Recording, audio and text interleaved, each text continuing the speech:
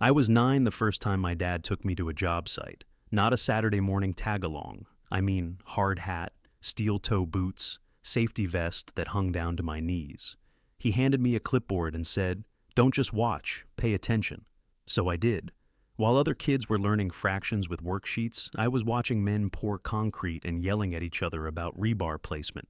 I wasn't playing Minecraft. I was standing in a half-dug basement, calculating the depth of footings. My old man, Glenn Brower, ran Brower and Sons Construction like it was a church.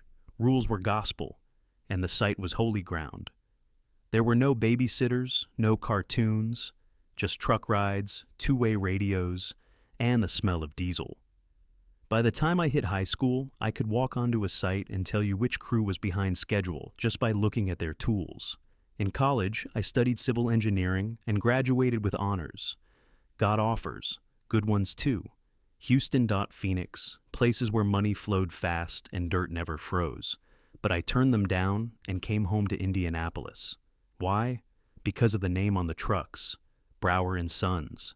That was supposed to mean something. I didn't get a welcome back handshake, no cake, no morning meeting with a list of priorities.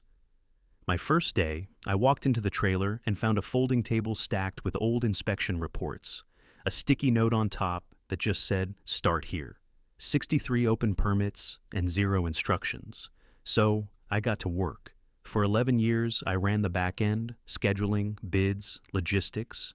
I digitized our filing system, rewrote our safety manuals, built the first real CRM we'd ever had, landed our first municipal contract, then another, tripled our operational efficiency. We went from handwritten quotes on carbon copy to full project dashboards with cost forecasting. People stopped calling me the son and started calling me the guy to ask. I didn't complain when Dad took credit, didn't flinch when he brushed me off in front of clients. I figured, he's old school, prideful. This is just his way, and maybe when he's ready to step back, he'll hand it off right. I thought I was earning my shot. I thought being the engine meant something. But being the engine doesn't matter when they decide to replace the whole damn vehicle. He didn't give me the company. He gave it to Ryan. My brother, who hadn't stepped foot in Indiana in over a decade, who hadn't shown up for Dad's triple bypass, who sent us Christmas cards from Spain and signed them Namaste. Ryan, with his shiny sunglasses and year-round tan, who hadn't laid a brick or filed a permit in his life. I gave everything I had to this company, and it turns out all I earned was a front row seat to watch someone else drive it off a cliff. I got the text from Mom on a Tuesday. Dinner at 6, important. Come hungry. Her texts are always short. But this one, something about it felt different. No emojis, no follow-up. Just 5 clipped words and a weight behind them I couldn't explain.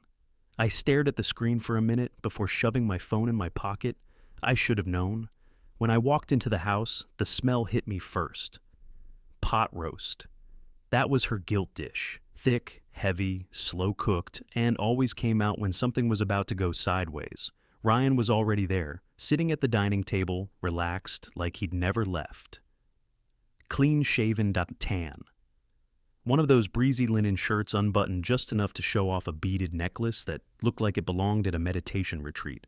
No socks, of course. His loafers were kicked off under the table like he lived there. He looked up and smiled that same half smirk he used when we were kids. Hey, buddy, like we were 10 and he hadn't vanished for 12 years. I didn't say anything at first, just nodded and pulled out a chair. Mom came bustling in from the kitchen with a dish of green beans, like she hadn't spent the last decade choosing to ignore the fact that Ryan never called, never visited, never showed up when Dad went under the knife, or when the city almost pulled our contractor license. "You boys sit," she chirped, like we were toddlers on Thanksgiving break. "Everything's hot." So, I played nice. I sat. I passed plates. I smiled when Ryan told us about his eco-housing startup in Spain, about working with a sustainable design firm in Sydney, about some yoga retreat he had done in Thailand that really reset his nervous system. I nodded when he talked about consulting for clients in Bali, and laughed when he mimicked a Spanish contractor who refused to use screws on principle.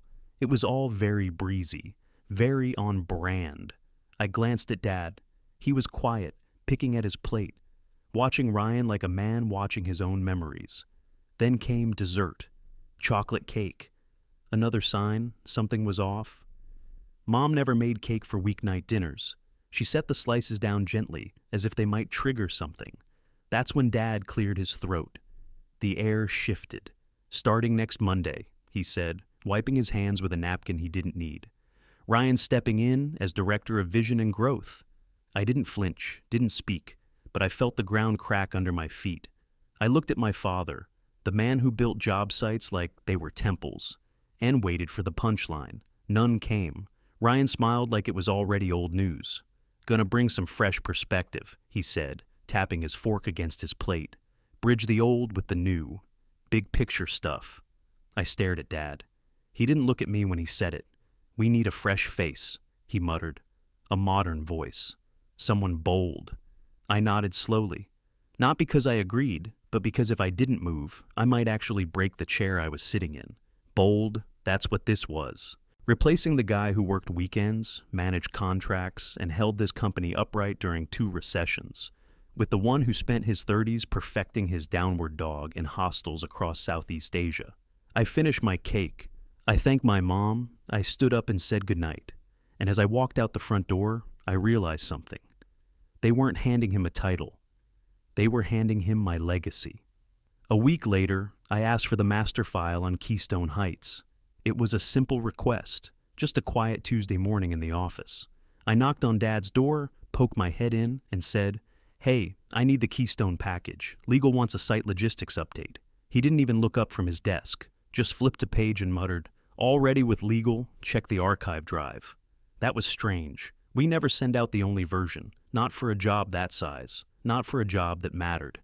Keystone Heights wasn't just another subdivision. It was a multi-phase, multi-million-dollar residential contract, the kind of project you build your next decade around.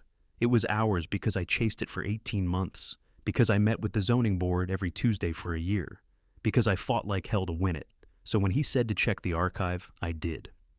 Nothing. I searched by job number, by keyword, by folder path.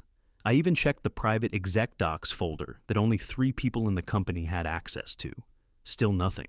Not in the cloud, not on the local drive, not in the RAID backup server we paid extra to keep off-site. That wasn't just careless. That broke Dad's own rule, one he'd hammered into me since I was a teenager. Always keep one version in-house, one you can touch, one you can see. So, I went downstairs. The document room hadn't changed in 20 years. Same steel shelves, same beige paint, same faint smell of paper and humidity.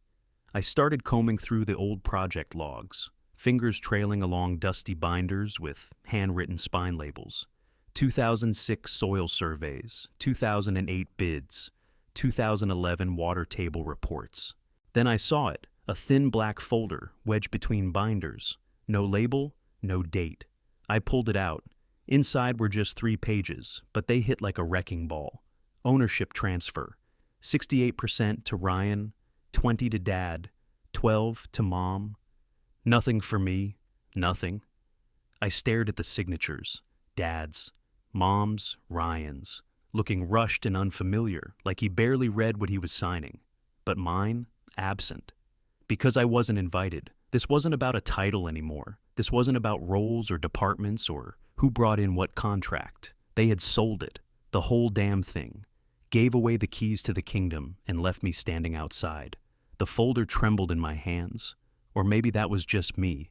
I don't remember how long I stood there. Could have been 5 minutes. Could have been an hour.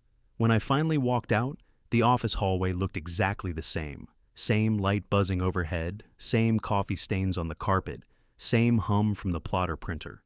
Except everything had changed. I passed Marion, our office manager, at the copier. She glanced up. Her mouth opened, then closed. Then she said, almost under her breath, "I tried to tell him it wasn't right." I stopped. "What did you say?" She looked around, lowered her voice. "When they had the papers drafted, I told Glenn," I said, "you can't do this to him, not like this." But he wouldn't hear it. I blinked. "You knew?" "I didn't know everything," she said, voice shaking a little. "But I knew enough to know it wasn't fair." I nodded once, just once. Then I walked out. Not in a rage, not in tears, just calm, empty. like a firefighter leaving a house he couldn't save, standing in the street, watching everything he built collapse under the weight of someone else's match. The only difference was, this time, the fire had my last name on it. 2 days later, Marion called me. Her voice was tight. "You need to see this." I didn't ask questions, just grabbed my keys and drove. I still had my old ID badge in my glove box, out of habit more than anything.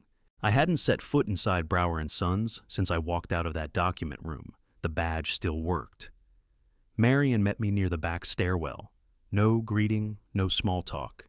She just turned and walked. We passed the kitchen, the mezzanine, the safety board, still pinned with a photo of me under January site leader. Funny. She led me to conference room A, the one with mirrored glass and built-in projector. I stood just outside the door, watching from the side no one could see through. Ryan was in there, sleeves rolled, pointer in hand, pacing like some kind of tech CEO. A glowing pitch deck filled the wall behind him. The title slide read, Keystone Heights, Future Ready. Housing. I didn't move. I didn't breathe because I already knew what was coming. The next slide popped up. A site overview, color-coded zones, phasing plan, utility sequencing. It was mine, down to the same shade of blue I'd picked to highlight mixed-density units. Then came the elevation mock-ups, the same ones I'd sketched out on my tablet during a red-eye flight to Tampa. The next slide mirrored my traffic flow analysis. Same language, same charts. Even the footnotes. It wasn't inspired by my work. It was my work. He hadn't changed a damn thing. Just slapped his name on the front and added a few buzzwords. Eco-synergy. Smart growth. Human-centric experience. He clicked to another slide. A bullet list. 5 points, neatly stacked. I'd written those bullets one night at the office. Half-eaten sandwich in one hand, keyboard under the other. He called it a vision forward. I called it theft. Marion glanced at me, whispering, "I tried to stop him. He said you weren't coming back, that it was all open now." "Are my files still time-stamped?" She nodded. "All of them. I checked before I called." I exhaled through my nose. Not anger, not even surprise anymore. Just cold calculation. He really thought I walked away empty. He forgot I built the damn map they're using. He forgot whose initials are buried in the metadata, whose spreadsheet formulas hold the whole phasing plan together, whose zoning notes got that parcel rezoned from mixed use to high density. I looked down at my phone, opened my email, drafted one line, subject, IP violation, Keystone Project. I typed it out with steady fingers, attached the original files, timestamps, comparisons, every CAD export, every dated revision, every email chain that proved the work was mine. Then I CC'd legal, then Dad, then Ryan, and then our biggest client, Martech Developers. Before I hit send, I paused, watched Ryan throw up a new slide on the screen, talking about phase-first sustainability, like it was a term he didn't just pull out of thin air. I hit send. The email was gone, but I wasn't. I waited 5 seconds, then 10, then I walked away. Marion followed me down the hallway, voice low. "What happens now?" I didn't turn around, just said, "Now we see if the house Ryan stole is strong enough to survive its own foundation cracking." I picked a neutral place, Calvin's Diner, the one on 16th with the chipped Formica booths and the jukebox that only plays Springsteen and early Fleetwood Mac. Dad used to take me there on Saturdays before site visits. Back when we still built things together, I got there early, picked the corner booth by the window, and ordered black coffee I didn't want. I laid the flash drive on the table like a piece of evidence. He showed up 12 minutes late. That part never changed. He walked in like he still owned the street. Slow steps, scanning the room like he expected someone to clap. The waitress waved at him. He didn't wave back. He slid into the booth across from me. Didn't say a word. I plugged the flash drive into my laptop, took a deep breath, opened the file, side by side, my original Keystone Heights plan and Ryan's shiny new pitch deck. Identical structure, same slide titles, same color palette, same phasing logic, same spreadsheet tabs, in the same order, with the same pivot table formulas I used to calculate contractor schedules. I didn't look at him, just zoomed in on the metadata, created by T. Brower. 7 months ago, then I turned the screen toward him. "This," I said, "is the plan I built. the one I stored in our secured archive until it went missing. He blinked. Just once. I slid the flash drive across the table. You've got 48 hours. Acknowledge it. Or I take it to Martech developers and the board. He exhaled through his nose, like a man tired of having to pretend. You walked out, he said flatly. I stared at him. Let the silence sit for a few seconds, then I said it. No, you pushed me. You just didn't expect me to land on my feet faster than you did. He finally looked up, and for the first time, I didn't see the hard-nosed, steel-boot foreman who used to bark orders across a foundation pour. I saw a man who realized he couldn't charm his way out of this. You're acting like we stabbed you in the back, he muttered. You did. He leaned back, arms folded, but his face betrayed him. That tiny twitch in the corner of his jaw, the slight shift in his posture. He wasn't in control anymore. He knew it. You really think this helps anyone? He asked. It helps the people who actually do the work, I said. It helps the crew who stayed when Ryan came in and turned the office into a TED Talk. It helps the company survive without turning into a glossy brochure with no foundation. His fingers tapped the table once, then stopped. I leaned in slightly. I'm not here to beg. I'm not asking for a seat. I'm offering terms. I pulled a folded sheet of paper from my jacket and laid it flat. 40% equity. Director of Operations. Keystone and future development fall under my authority. Ryan keeps marketing. That's it. He read it once, said nothing. I added, non-negotiable. He stared at me like he was trying to find the version of me who used to just nod along and work late. But that guy was gone. 48 hours, I said again. Then I stood. Enjoy the coffee. I left the flash drive and the contract on the table. Behind me, the bell above the diner door jingled, and I stepped into the sun. The sky was gray, the sidewalk wet, the smell of asphalt hanging in the air. It felt like a job site before the pour, stripped down, tense, waiting. But this time, I wasn't the one holding the rebar. They were, and I just handed them the blueprint. 2 days passed. No email, no text, no response. So, I hit send. It was just past noon on a Thursday. I opened my inbox, pulled up the draft labeled Keystone, IP breach, attached the evidence, time-stamped files, revision history, side-by-side deck comparisons, and added one line to the body. Project was developed without proper credit or permission. CC, Brower and Sons, Legal, CC, Ryan, CC, Glenn Brower, CC, Martech Developers, full board distribution. I hit send. Then I sat back and waited. By 3:30 p.m., Marion messaged me. Marion, Martech pulled out, effective immediately. Marion, Ryan's freaking out. Threw a chair at the whiteboard. Marion, your mom's trying to calm your dad down in the hall. Keystone wasn't just a big project. It was the project. The one that had Martech dangling a multi-year pipeline of government-backed housing contracts. It was going to be Brower and Sons' foothold into the future, our resume maker. The deal that proved we weren't just dirt and beams, we could innovate. Scale.compete. Without Keystone, the company looked fractured, unstable at the top, unprofessional at best, untrustworthy at worst. I didn't feel triumphant, I felt tired.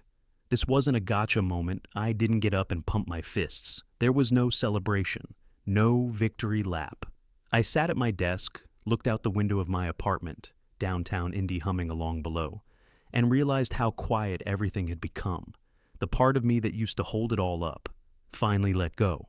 They didn't think I had the stones to torch the bridge, but I didn't torch it. I just stopped carrying them across it. I stopped fixing problems I didn't create, stopped patching holes I didn't punch, stopped protecting a last name that didn't protect me back. For years, I kept thinking, maybe next quarter, maybe next project, maybe the next time I hit a home run, they'll finally see me. But that day never came, and after a while, you stop asking to be seen. You start building your own road. Around 5 p.m., my phone rang. I didn't answer. It buzzed again, and again. Voicemail after voicemail. I let them pile up. By 6:15, Marion texted again. Marion, they're trying to figure out if they can do damage control.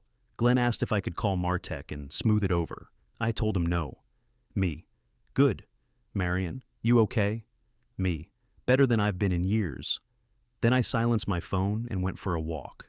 No destination, no schedule, just the sound of my own steps on the sidewalk and the realization that, for once, I wasn't holding up something that didn't want to stand on its own. Let them feel the collapse. I'd already started designing the rebuild. Less than 24 hours later, I got a text from Ryan. "Meet me, please.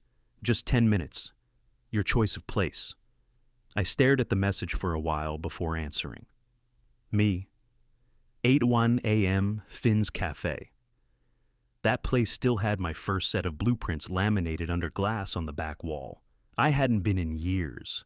I got there 10 minutes early, sat at the counter, nodded at the waitress, and ordered a black coffee. No cream, no sugar, just something bitter to match the morning.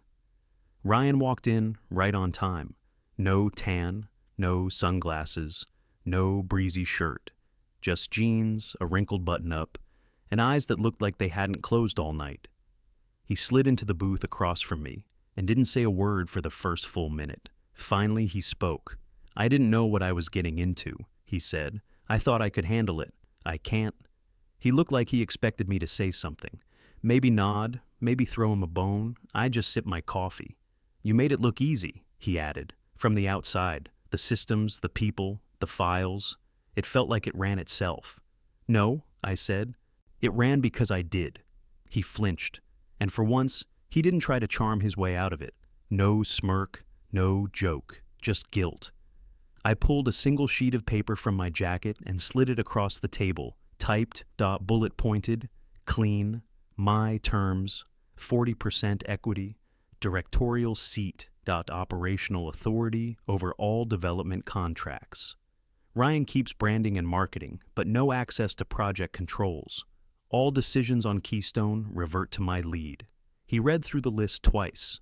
His eyebrows rose at the second item, but he didn't argue. "That's," he said slowly, "steep." "So was stealing my work," I said. He looked down, folded the paper once, then again. Like a kid caught cheating on a test, who finally realized he wasn't getting out of it. He didn't push back, didn't ask to renegotiate, he just nodded, slowly, quietly. I leaned back and said nothing. I'd said everything already. He looked around the cafe, let out a small breath. "I used to think you were just intense," he said, "like rigid, overly serious. But now, I get it." "I wasn't intense," I said. "I just gave a damn." He swallowed hard. "You're gonna make it work, aren't you?" "I already did," I said. He stood. I stayed seated. "Thanks for meeting me," he said. I didn't answer. He left. By the time the check came, I was already halfway through my second cup. I paid in cash and left a good tip. The waitress smiled like she could feel the weight that had just shifted. Later that night, his assistant emailed me directly. Subject, legal meeting, confirmed date. Friday, 10 a.m. Location, 242 North Delaware Street. Parties, Ryan Brower, Glenn Brower, Thomas Brower. Purpose, equity and operational agreement review. I stared at the screen for a long second. Not because I was nervous, but because, for the first time in weeks, I wasn't fighting uphill anymore.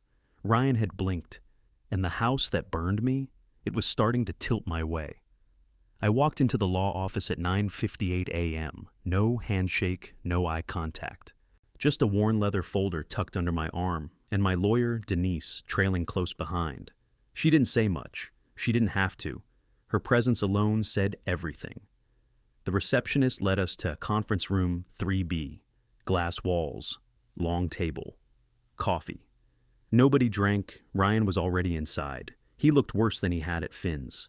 Pale, hollow-eyed, hands clasped tightly in his lap, like he didn't trust them not to shake. No linen shirt, no cocky grin.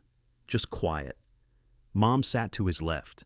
Her posture was straight, but her expression had gone somewhere between blank and ashamed, like she still hoped this would all resolve if she just stayed silent long enough. Dad was at the head of the table, red-eyed, sleeves rolled, forearms resting on the table, like he was bracing himself against a storm that already hit. He didn't look at me when I walked in. Good.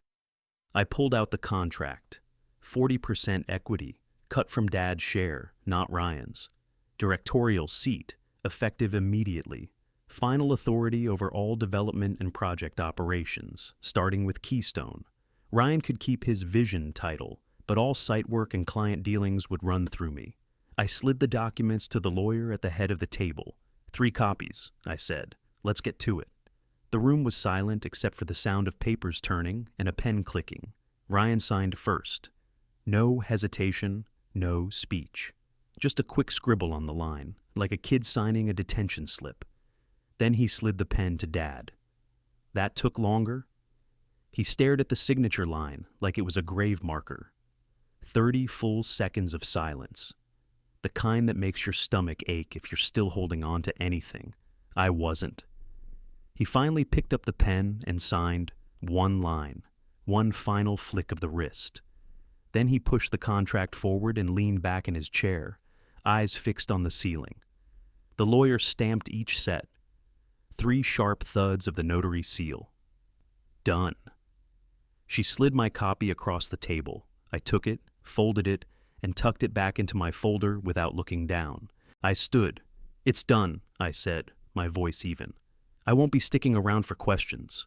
No one moved. No one objected. Ryan didn't even lift his head. I looked at Mom. She blinked like she wanted to say something, but no words came. That was fine. I wasn't there for words. I turned to go.